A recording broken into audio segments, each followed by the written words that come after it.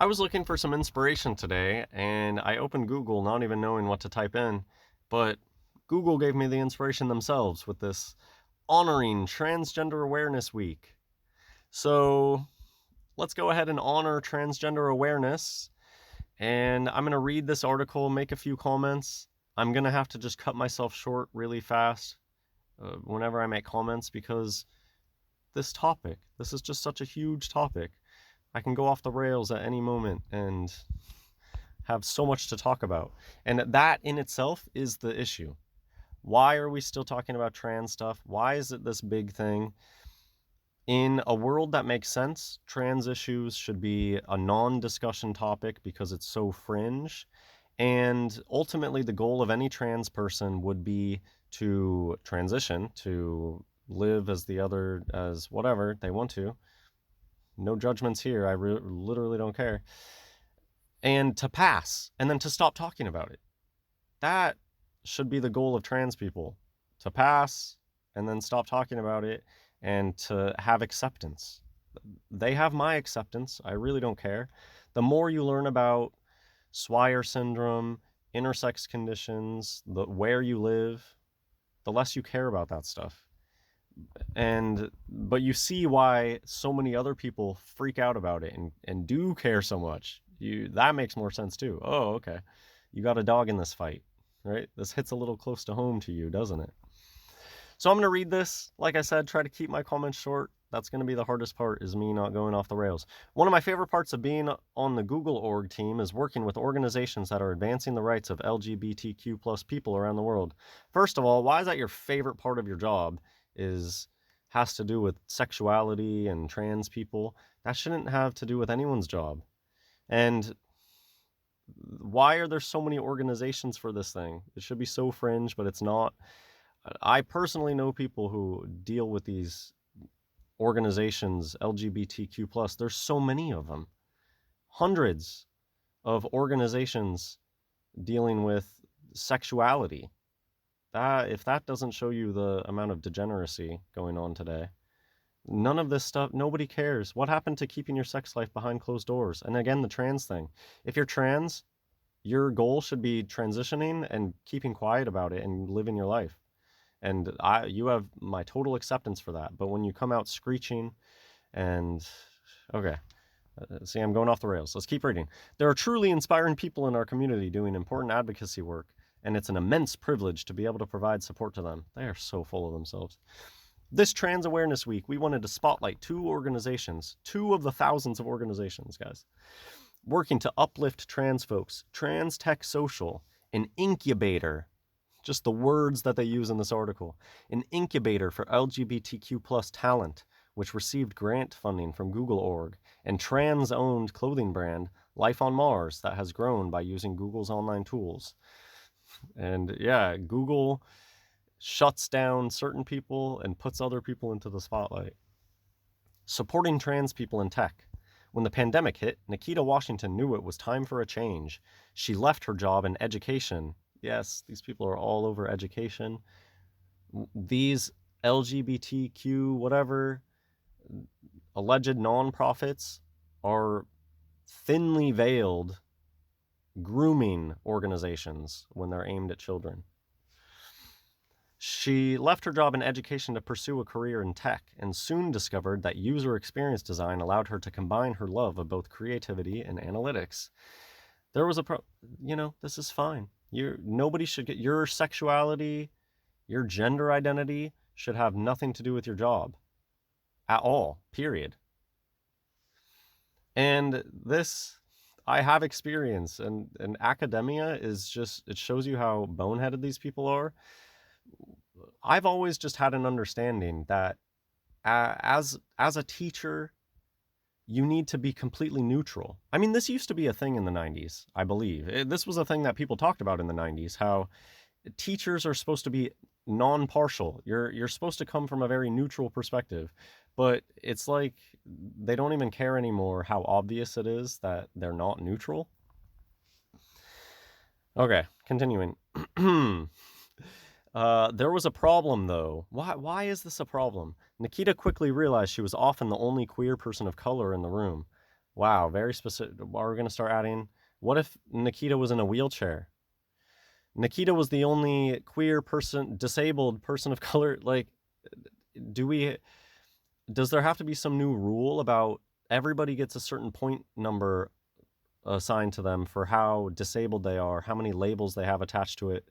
And it just drives me crazy how these people pretend that it's all about acceptance.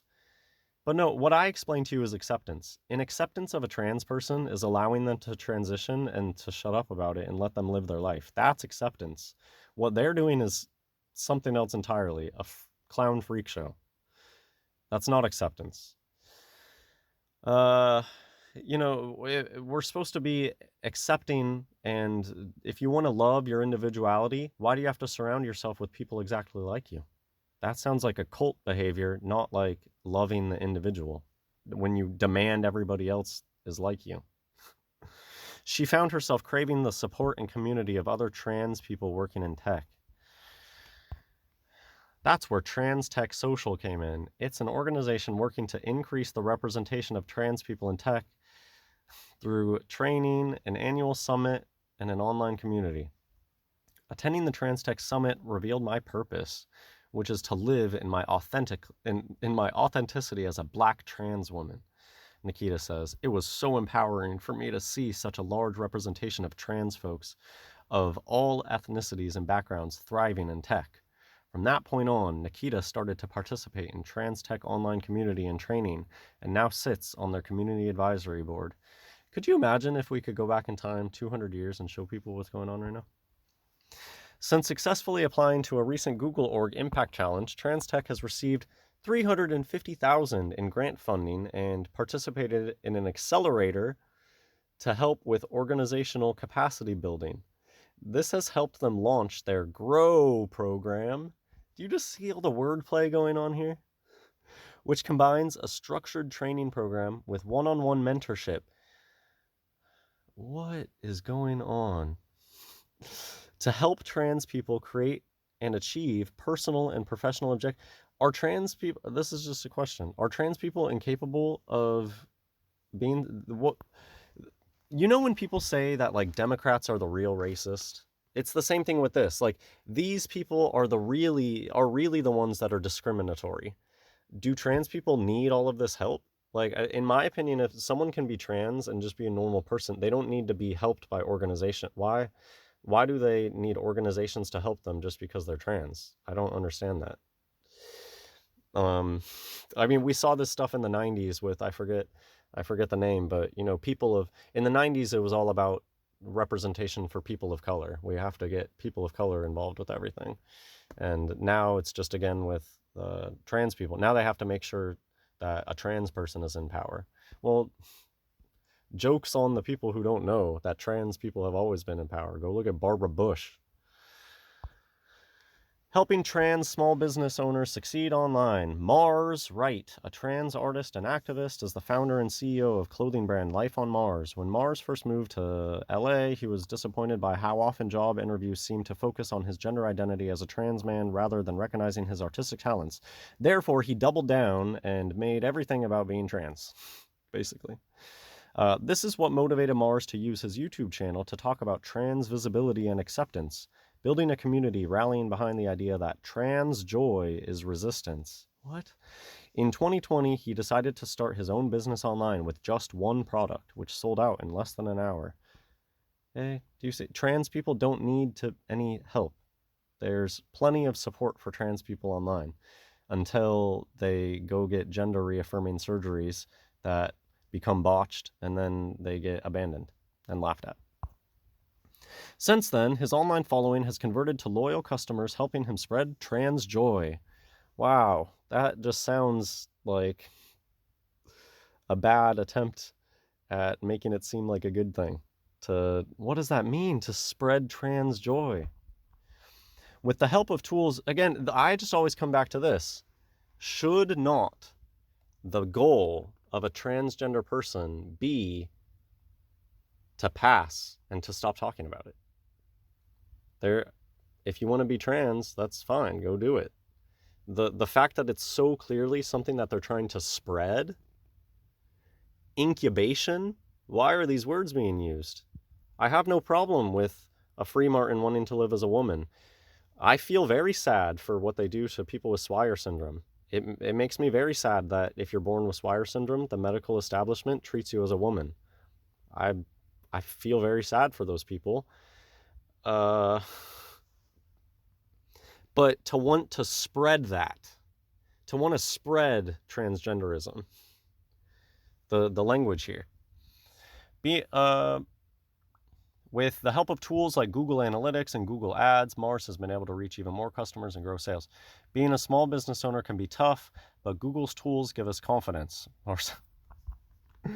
Here the language was killing me a little bit. It reminds me of, some trans topics. Google's tools give us confidence, Mar says. Having so many digital tools and being able to reach an international audience, I'm able to have a personal experience with these customers.